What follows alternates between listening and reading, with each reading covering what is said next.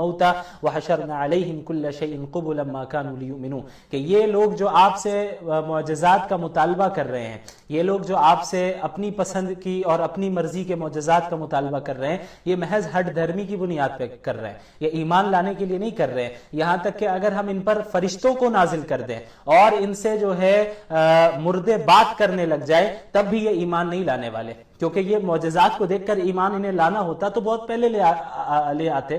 اللہ کے نبی صلی اللہ علیہ وسلم کے ساتھ اللہ نے اتنے معجزات دیے اور اتنی کھلی نشانیاں اللہ کے نبی صلی اللہ علیہ وسلم کے سچے نبی ہونے کی موجود ہے کہ جو حق کا طالب ہوگا، حق کو تلاش کرنے والا اور اسے قبول کرنے والا ہوگا، وہ ہر حال میں جو ہے اسے قبول کر لے گا۔ وہ اپنی طرف سے یہ نہیں کہے گا اگر نبی ہے تو یہ کر کے دکھائیں اور وہ کر کے دکھائیں۔ بہرحال اس کے بعد اللہ کے نبی صلی اللہ علیہ وسلم کو تسلی دی جا رہی ہے، وَكَذَلِكَ جَعَلْنَا لِكُلِّ نَبِيٍّ عَدُوًّا شَيَاطِينَ الْإِنسِ وَالْجِنِّ، کہ ان کی دشمنی سے آپ پریشان نہ ہوں۔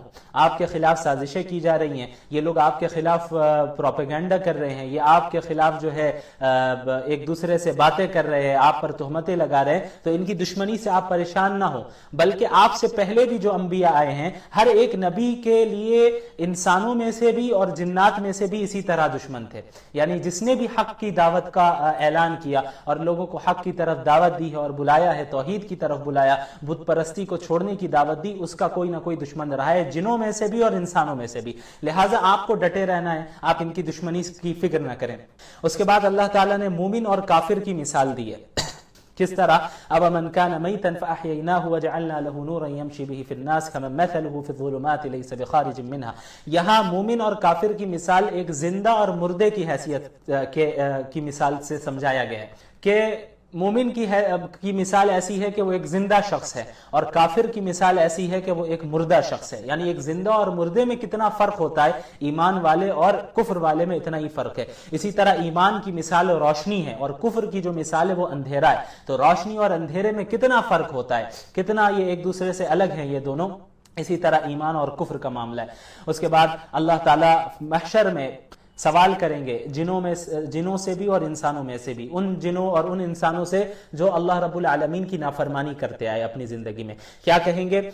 یا معشر الجن والانس الم یأتیکم رسل منکم یقصون علیکم آیاتی وینذرونکم لقاء یومکم ھذا، کہ اے جن و انس کیا تمہارے پاس تم میں سے انبیاء نہیں آئے، رسول نہیں آئے جو ہماری آیتوں کو پڑھ کر تمہیں سناتے تھے اور اس دن کی ملاقات سے جو ہے تمہیں ڈراتے تھے کہ قیامت کا دن آنے والا ہے، اس سے پہلے پہلے باز آ جاؤ۔ تو بہرحال یہ جو نافرمان ہوں گے یہ اس دن اپنی نافرمانی کا اعتراف کریں گے۔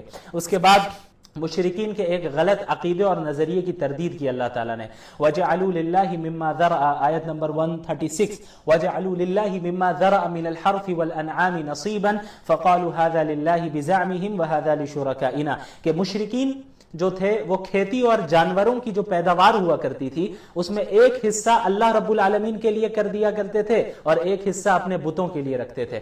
اللہ رب العالمین کا جو حصہ ہوتا تھا وہ فقراء اور مساکین میں تقسیم کر دیتے تھے، اور بتوں کے لیے جس حصے کو مقرر کیا ہوا تھا ان لوگوں نے، وہ بت خانے میں کے جو مجاور ہوا کرتے تھے، مجاوروں میں جو ہے اسے تقسیم کرتے تھے۔ تو اللہ تعالیٰ نے فرمایا کہ کیسی بری تقسیم ہے کہ یہ ساری چیزیں تو اللہ ہی نے پیدا کی، بتوں نے کیا کیا ہے، لیکن تم اللہ کے ساتھ شریک ٹھہرا رہے ہو اور اللہ کے لیے بھی ایک حصہ رکھ رہے ہو اور بتوں کے لیے بھی ایک حصہ رکھ رہے ہو۔ یہ تو غلط بات ہے، حالانکہ ان تمام چیزوں کو اللہ ہی نے پیدا کیا۔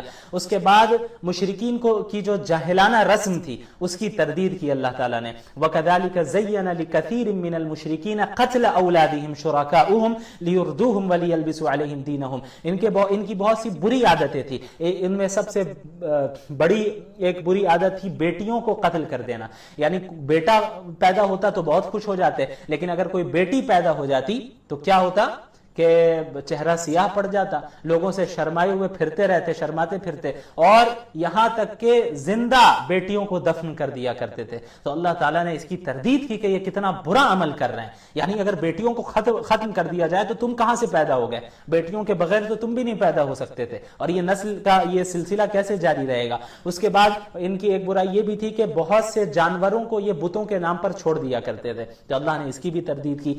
بہت سے جانوروں کو اپنی طرف سے حرام قرار دے دیتے کہ فلاں فلاں جانور حرام ہے، تو اللہ تعالیٰ نے اس کی بھی تردید کی کہ بھئی حلال اور حرام کرنا تمہارے اختیار میں کا ہے۔ اچھا، یہاں تک کہ یہ مشرکین کیا کرتے تھے کہ بعض جانوروں کا جو دودھ تھا اس کو مردوں کے لیے حلال سمجھتے تھے اور عورتوں کے لیے حرام سمجھتے تھے کہ بھئی فلاں جانور ہے، اس کا جو دودھ ہے وہ مرد حضرات استعمال کر سکتے ہیں، مردوں کے لیے تو حلال ہے، عورتوں کے لیے حرام ہے۔ تو اللہ تعالیٰ نے کہا کہ بھئی یہ حلال اور حرام کا مسئلہ تم نے کہاں سے نکال لیا؟ اللہ تعالیٰ نے تردید کی اور بتایا کہ حلال اور حرام کا جو معاملہ ہے یہ صرف اللہ کے اختیار میں، کسی انسان کے پاس اس کا اختیار نہیں ہے۔ اگر تم کہتے ہو یہ چیزیں حرام ہیں تو دلیل لاؤ، دلیل لا کر دکھاؤ۔ کیا اللہ نے جب ان چیزوں کو حرام کیا تھا تم تھے موجود اس وقت؟ یقیناً نہیں تھے، تو پھر اللہ پر کیسے بہتان باندھ رہے ہو، کیسی تہمت لگا رہے ہو، کیسا الزام لگا رہے ہو؟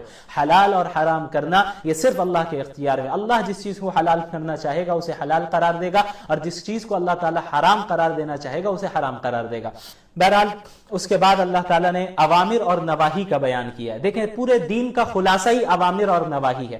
اوامر کسے کہتے ہیں؟ یعنی اللہ تعالیٰ نے جن چیزوں کے کرنے کا حکم دیا ہے انہیں اوامر کہتے ہیں، اور اللہ تعالیٰ نے جن چیزوں سے رکنے کا حکم دیا ہے، بچنے کا حکم دیا ہے، نہیں کرنے کا حکم دیا ہے، انہیں نواہی کہتے ہیں۔ تو پورے دین کا خلاصہ یہی دو ہے، اوامر اور نواہی۔ بہت سی چیزیں کو کرنے کا حکم ہے اور بہت سی چیزوں سے دور رہنے کا، بچنے کا حکم ہے۔ تو اللہ تعالیٰ نے اس جگہ پر اوامر، اور اس اب جو آیت ہے یہاں سے قل تعالوا اتلوا ما حرم ربکم، آیت نمبر 151، قل تعالوا اتلوا ما حرم ربکم علیکم الا تشرکوا به شیئا وبالوالدین احسانا، یہاں پر اوامر و نواہی کا ذکر کیا، تقریباً 10 چیزیں بیان کی۔ سب سے پہلا حکم دیا کہ والدین کے ساتھ حسن سلوک کرو، اپنے ماں باپ کے ساتھ اچھا سلوک کرو۔ دوسری چیز، رزق کے خدشے سے اولاد کو قتل نہ کرو۔ مشرکین یہ بھی کرتے تھے کہ بھئی جو ہے عورت حاملہ ہو گئی، بیوی حاملہ ہو گئی، پریگننٹ ہو گئی، تو اب اس بات کا ڈر ہے کہ بھئی اب جو بچہ پیدا ہو جائے گا تو اب اس کے رزق کا کہاں سے انتظام کریں گے، اس لیے مار ڈالو، ختم کرو، ابورشن کروا لیا۔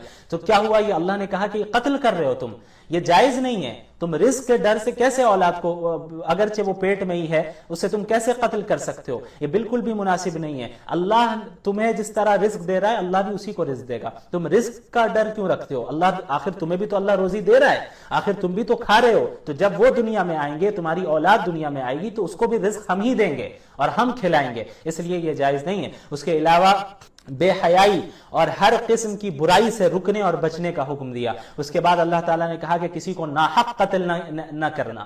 انسان کی جان کی بڑی اہمیت ہے، اس کی بہت بڑی قیمت ہے، اسی لیے کسی کو ناحق قتل نہیں کرنا۔ یتیم کا مال نہ کھانا، یعنی مال تو کسی کا نہ کھانا، لیکن بطور خاص یتیموں کے مال میں کوئی ہیر پھیر نہ کرنا اور یتیموں کے مال کو نہ ہڑپ لینا۔ اسی طرح ناپ تول میں کمی نہ کرنا۔ یہ ساری بیماریاں رہی ہیں پچھلی قوموں میں بھی اور ہمارے ہاں آج بھی ہیں۔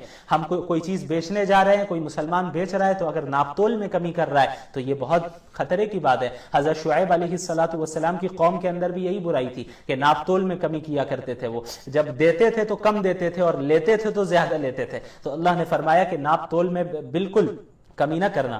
اس کے بعد اللہ نے حکم دیا کہ عدل و انصاف کے ساتھ معاملہ کرو، عدل و انصاف کے ساتھ فیصلہ فیصلہ کرا کرو۔